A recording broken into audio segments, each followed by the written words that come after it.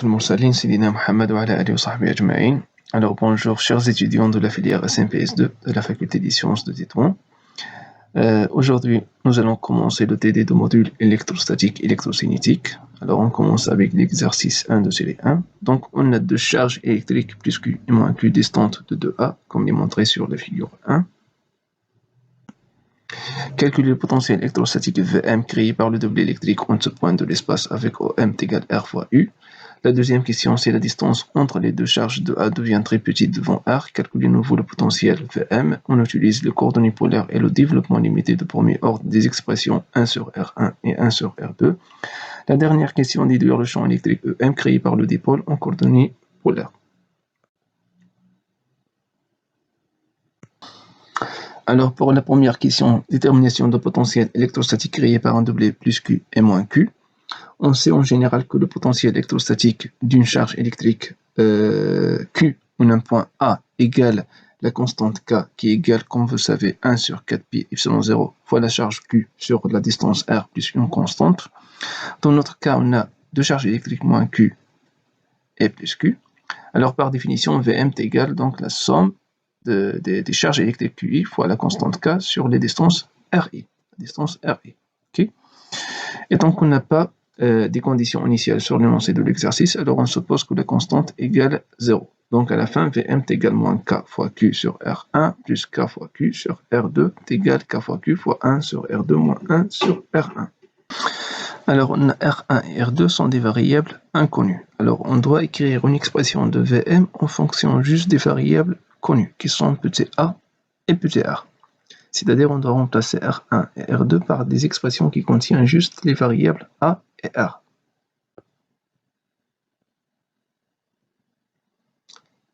Alors maintenant, on va chercher les expressions de 1 sur R1 et 1 sur R2 en fonction de petit a et petit r. Et pour cela, on va utiliser deux méthodes. La première méthode, c'est la relation de Shell. Donc, la relation très célèbre. Vous savez tous que la relation de Shell. Donc, pour cela, on considère le premier triangle, donc ce triangle, de sommet OM, une point par exemple A. Donc, voilà. Donc, AM, donc on applique la relation de Shell. AM est égal à AO plus OM, avec AM est égal le vecteur R1, AO est égal A fois le vecteur I, et OM est égal R, la distance R, fois le vecteur U. C'est-à-dire que R1 est égal à I plus RU. Et le module au carré de R1 est égal à A au carré plus R au carré plus 2AR cosinus de θ. À la fin, R1 est égal au module, le racine carré de A au carré plus R au carré plus 2AR cosinus de θ. Pour R2, on fait la même chose. Donc on considère le deuxième triangle de sommet MO, une point par exemple B.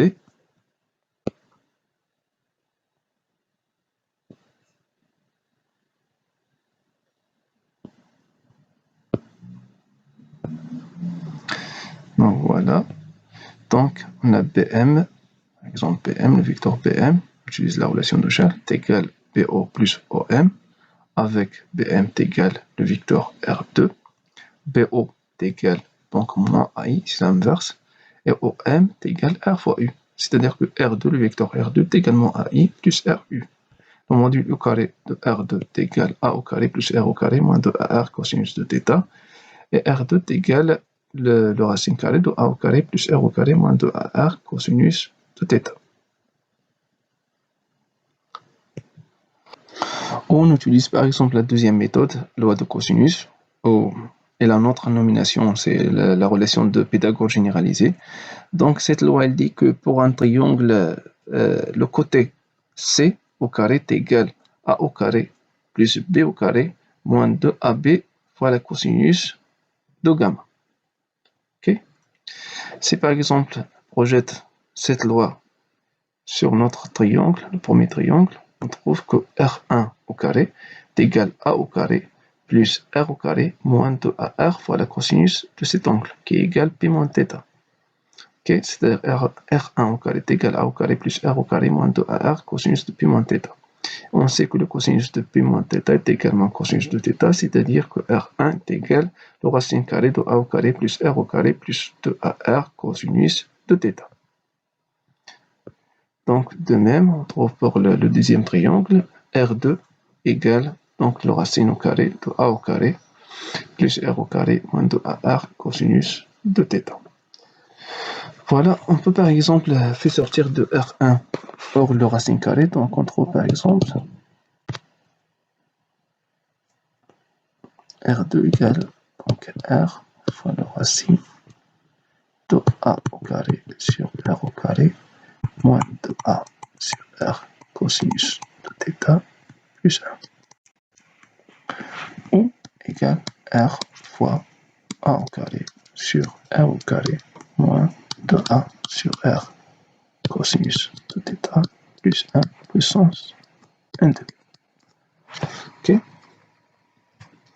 Donc à la fin, R1 est égal à R fois A au carré sur R au carré plus 2A sur R cosinus de θ plus 1 puissance 1 demi. Et R2, R fois A au carré sur R2, R au carré, pardon, moins 2A sur R cosinus de θ plus 1 à puissance 1 demi.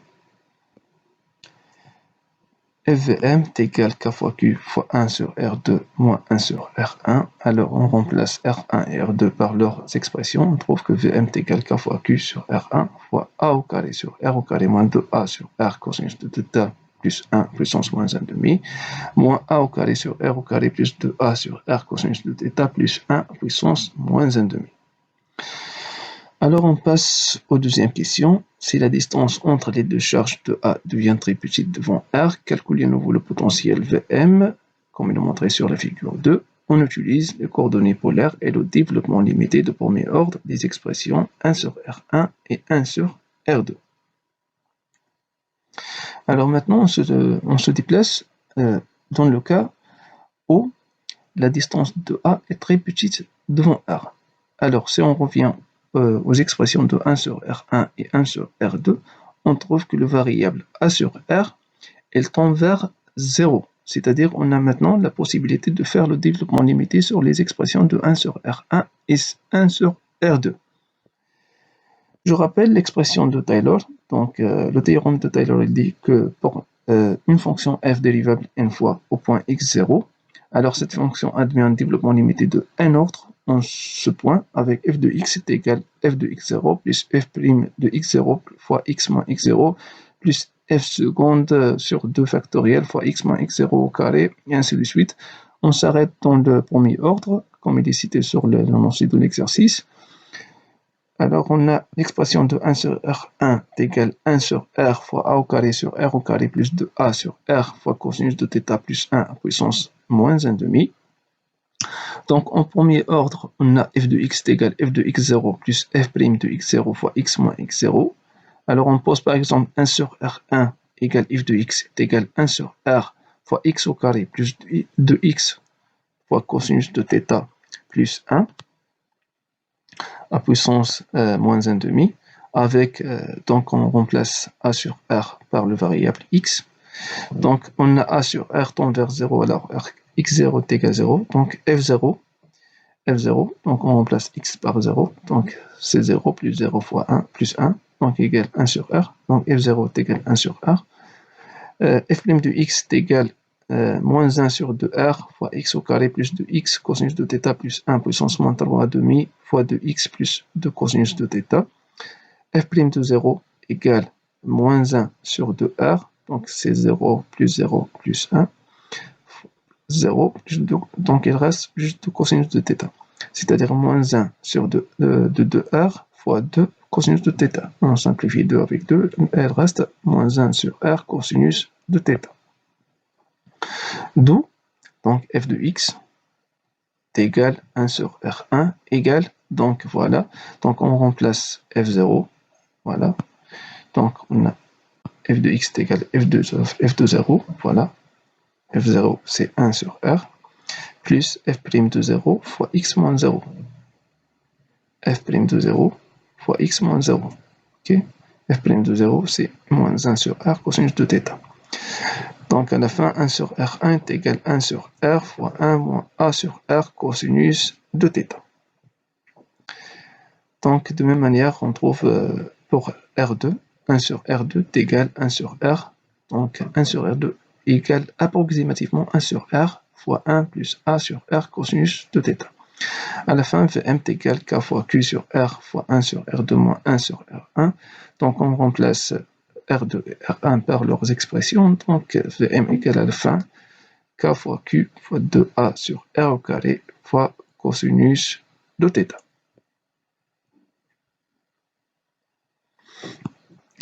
On peut par exemple écrire Vm en fonction de moment dipolaire qui est égal de A fois Q, la distance de A fois Q fois le vecteur I. Je rappelle que le moment dipolaire, qui est noté parfois P ou D ou mu, égale la somme des charges électriques fois les distances RI. Okay. Donc, voilà. Alors, P, dans notre cas, est égal à la somme des charges électriques QI fois RI. Avec, il faut faire attention que RI, c'est la distance entre le centre et la charge électrique, et pas la distance entre la charge électrique et le point M. Okay. À la fin, donc, P est égal, donc, moins Q fois moins AI plus Q fois AI. Donc, égal 2AI Q fois I. D'où Vm est égal K fois sur R au carré fois le vecteur P fois le moment dipolaire fois le vecteur U. Avec P fois U est égal de AQ cosinus de θ.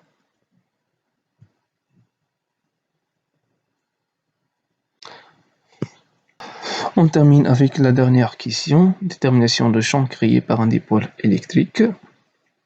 Alors, d'après le cours, on a EM est égal, le vecteur EM est égal moins gradient de Vm.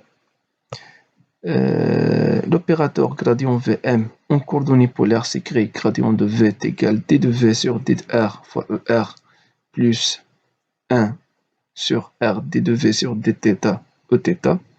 Donc EM est égal ER fois ER plus Eθ Eθ, c'est-à-dire est également dv sur d de R ER moins 1 sur R d de V sur dθ fois Eθ.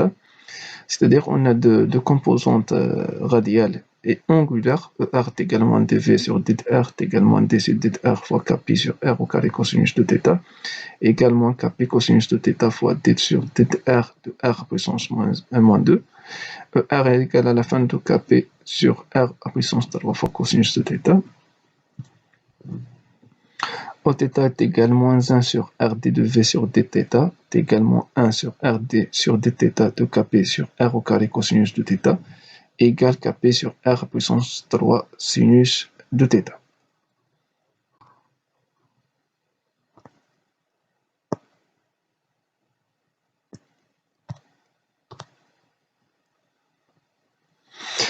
Alors le module de champ électrique, EM égale donc les composantes au carré, voilà, racine au carré de 4, donc le racine au carré de 4 fois voilà, de 4 fois kp, voilà, kp sur R puissance 3 au carré, fois le cosinus au carré de θ, plus kp sur R puissance 3 au carré, fois sinus au carré de θ.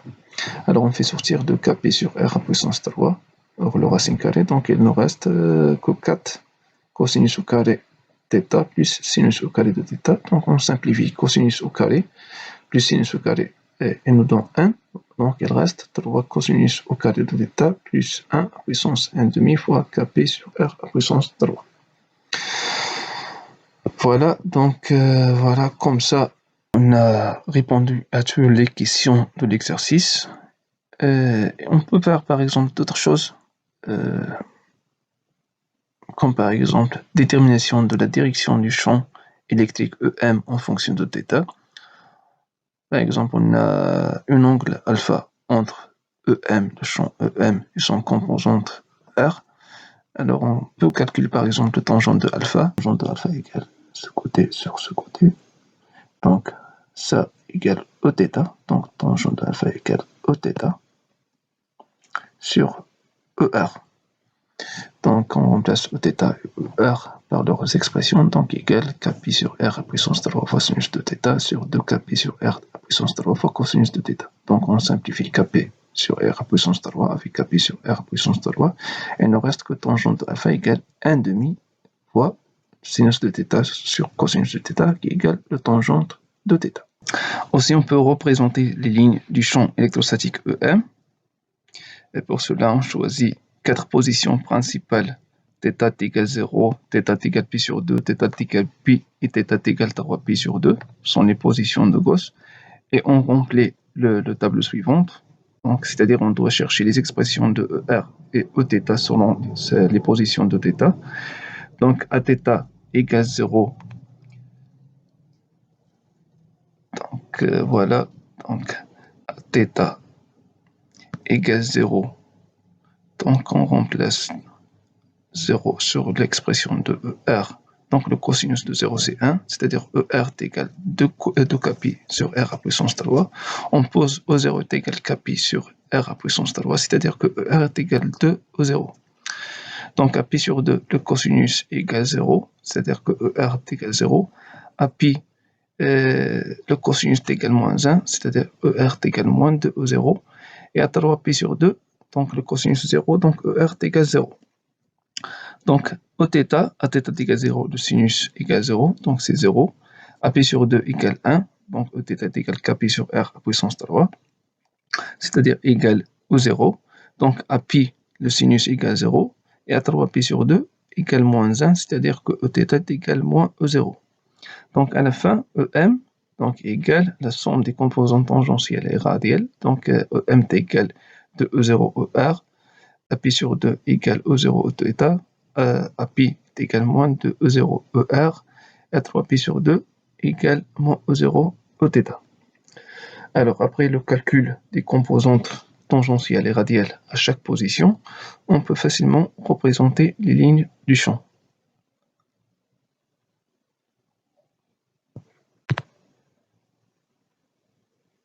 Voilà.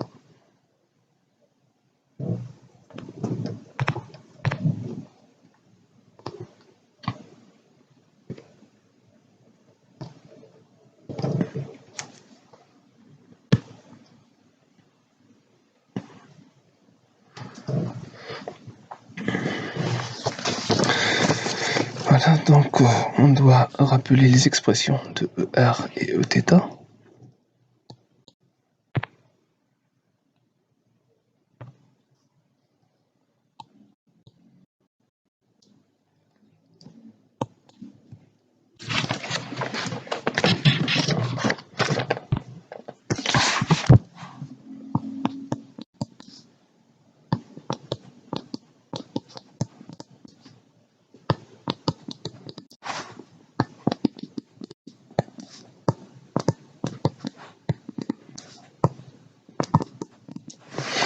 Et toujours on a la condition R très supérieure devant 2A, la distance 2A. Très bien. Donc maintenant, on a 2 charges moins Q plus Q. On considère un ensemble de points. Voilà. Par exemple, M0, M1, M2, M3, M4, M5, M6, M7. Ok.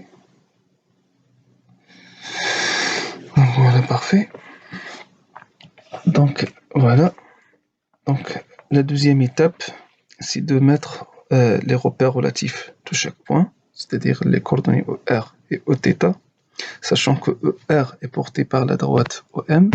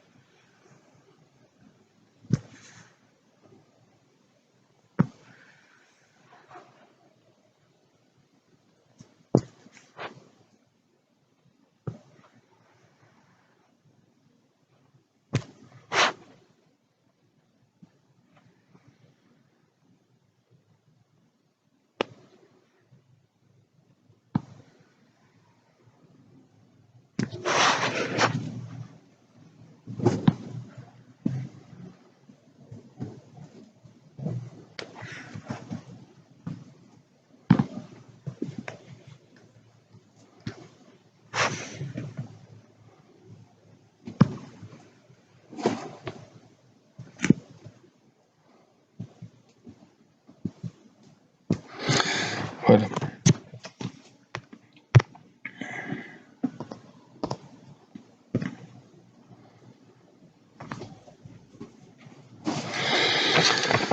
Donc c'est ER.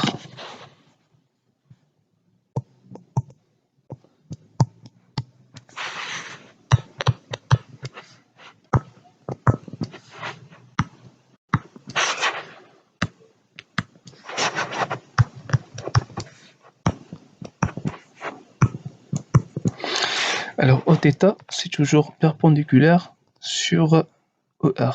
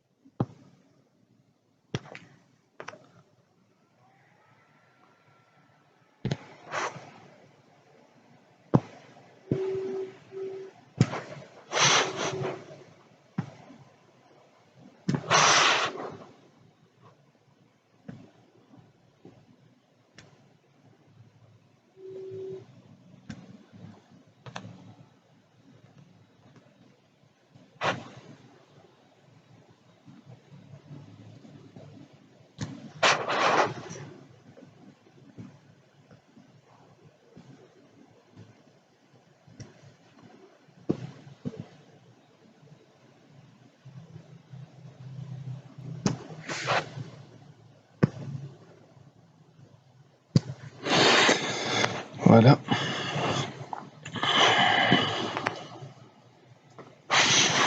Donc c'est Oθ. Oθ.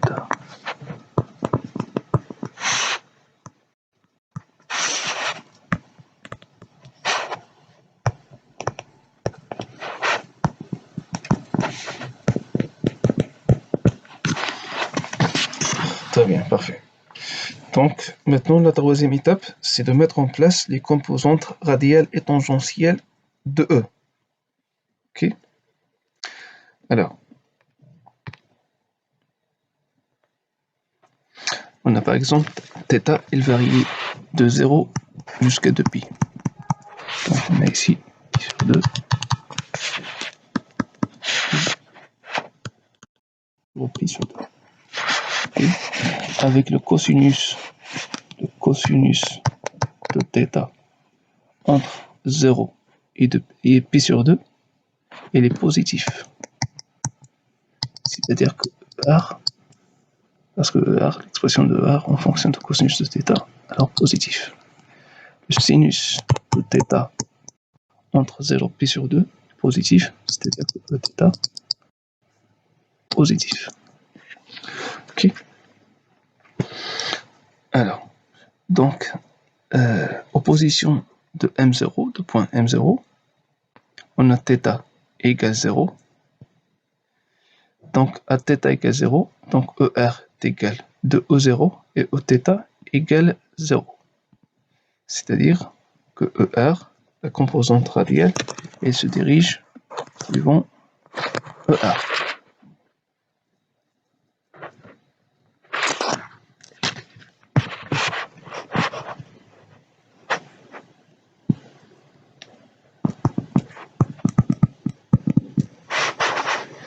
Ok. À π sur 2, pardon, opposition de M1, donc ER positif, Eθ positif, alors ER et Eθ, ils sont orientés suivant ER et Eθ, donc voilà, ER, Eθ. Parfait. À π sur 2, on a ER égale 0 et Eθ égale au 0. C'est-à-dire, on a un seul composant, Eθ et E0 égale 0.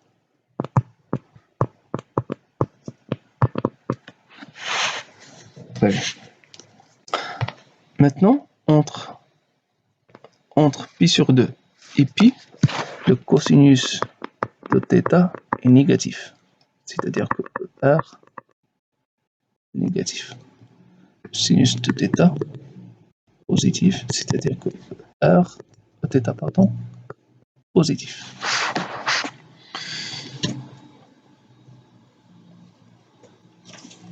Très bien. C'est-à-dire que Oθ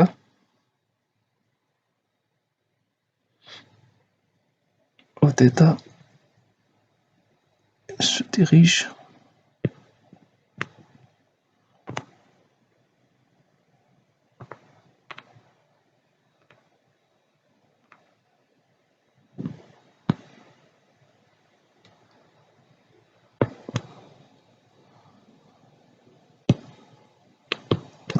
θ et ER est s'oriente dans le sens inverse, le négatif. ER. De même, donc, opposition de M4, c'est-à-dire pi, pour θ égale pi, on a Oθ égale 0 et M égale moins de E0, ER.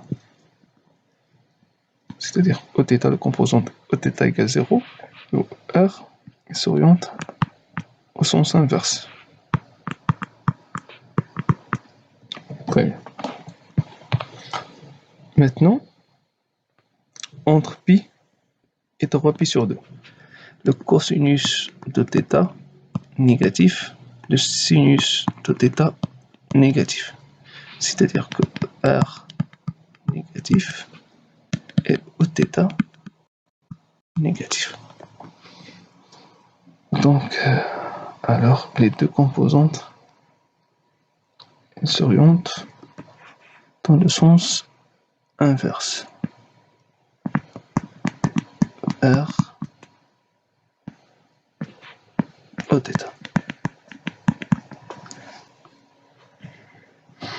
Donc, position 3 pi sur 2,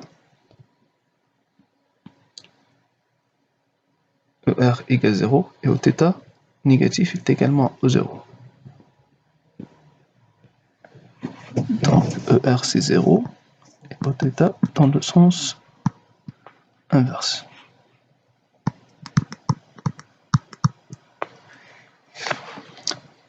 Entre 3 pi sur 2 et 2 pi, le cosinus de θ positif, c'est-à-dire que ER positif, et sinus de θ négatif, c'est-à-dire que Oθ négatif. Alors, donc ER se dirige suivant ER et Eθ dans le sens inverse.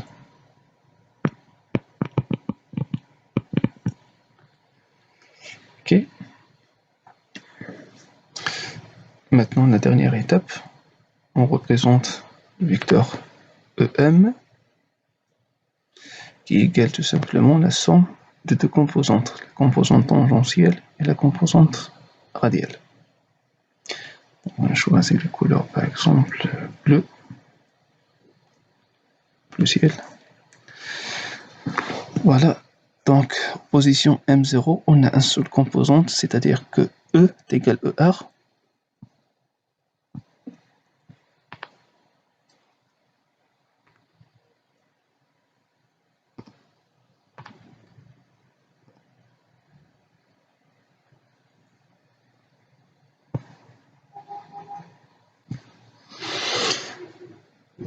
Donc, position M1, la somme.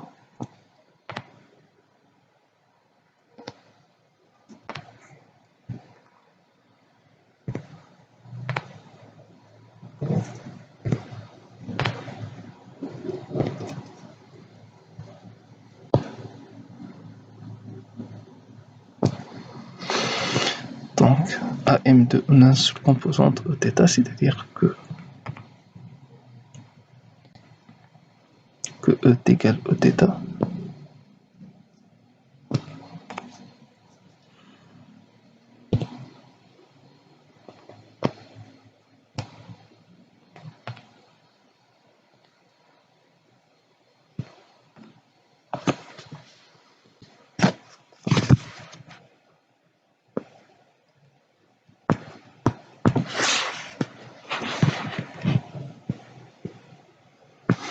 Donc la somme, donc à M4, on a une seule composante.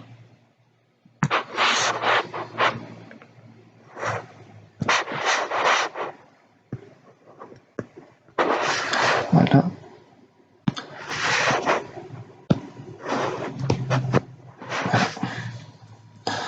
Très bien. Comme ça, on a représenté le vecteur E à chaque point. Alors, le ligne du champ, c'est le chemin que l'on suivrait en partant de point N0 et en suivant les vecteurs tangentes E.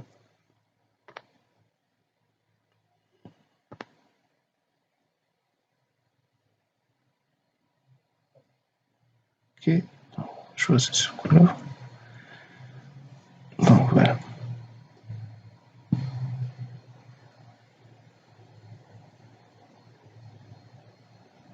Donc E, toujours tangente à chaque point de courbe. Ça par exemple pour R1 ou R'. Alors pour R seconde,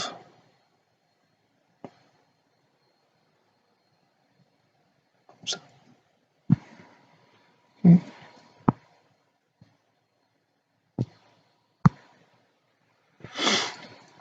Alors, donc les vecteurs toujours se dirigent de la charge positive vers la charge négative.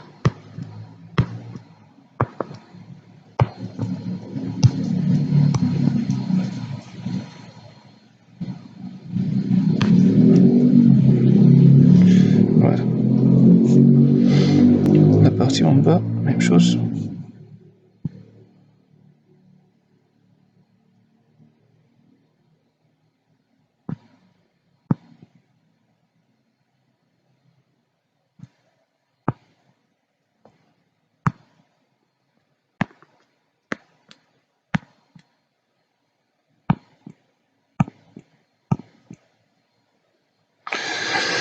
Voilà.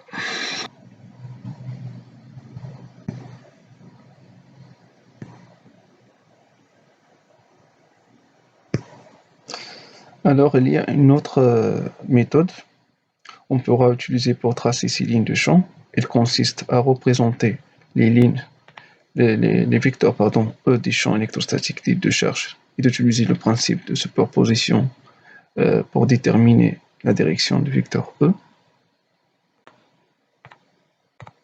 Okay.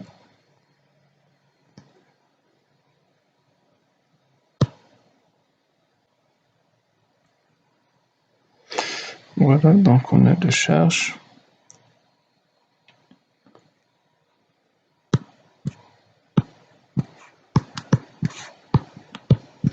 Alors on trace tout d'abord les vecteurs E de la charge positive et de la charge négative. Alors on considère un ensemble de points.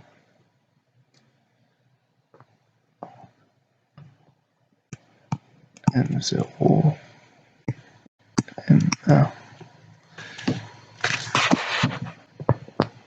M2, M3, M4, M5, M6, M7.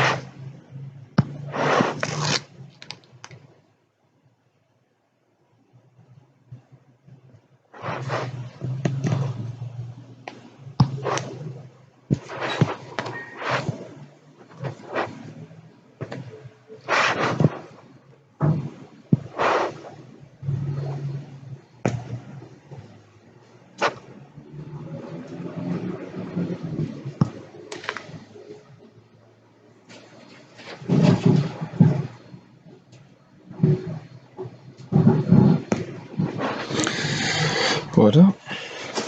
Alors, le vecteur au plus de la charge positive se dirige toujours vers l'extérieur.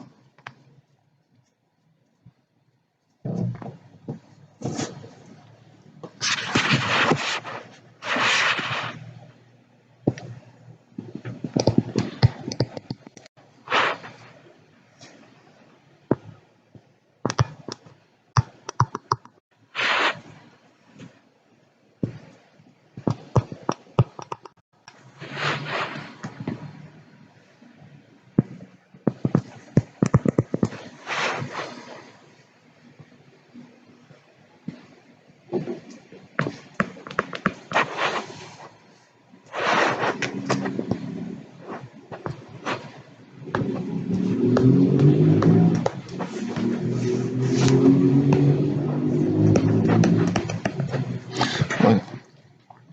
Et le vecteur au moins de la charge négative se dirige vers l'intérieur.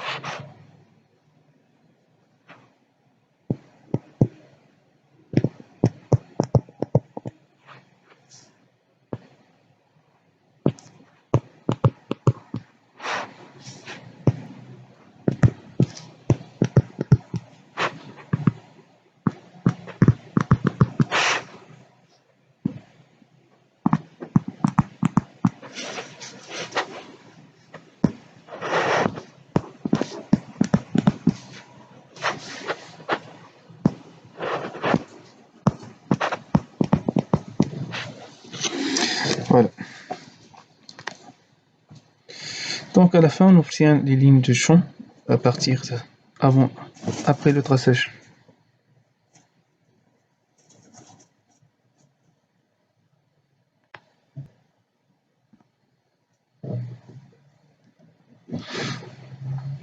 Et le vecteur E, c'est la somme de O plus E moins.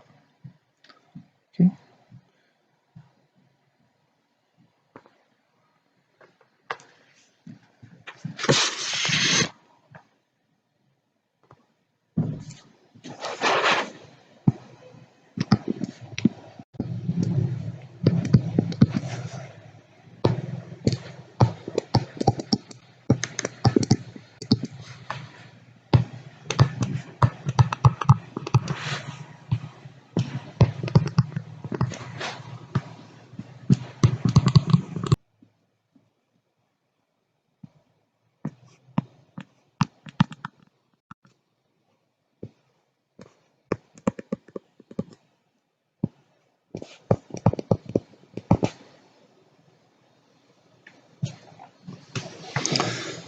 Alors, à la fin, on obtient les lignes de champ dans lesquelles le champ électrostatique E est tangente à ces points.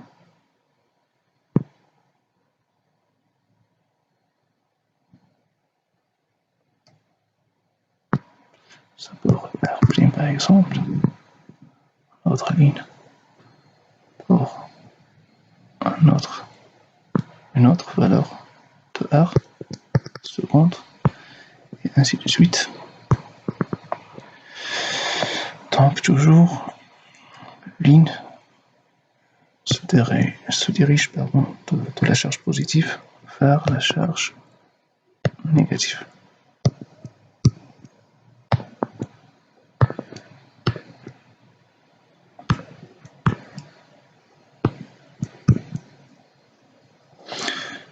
Même chose avec la partie en bas.